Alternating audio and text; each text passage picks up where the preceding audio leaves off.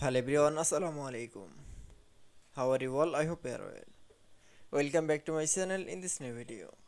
Today's video, how to insert a new slide master in Microsoft PowerPoint.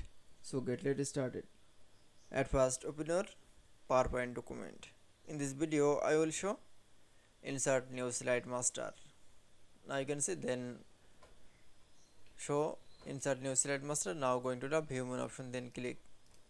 Now you show the new interface. Now we select from slide master. Now for click. Now you can see there are many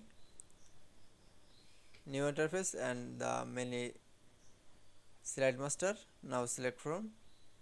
Now click from mouse right button. Now click for insert slide master.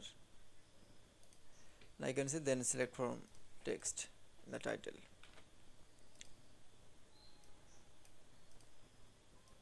And text.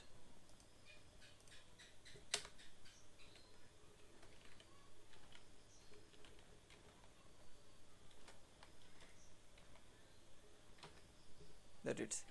Now you can see insert new slide master in PowerPoint document is very easily.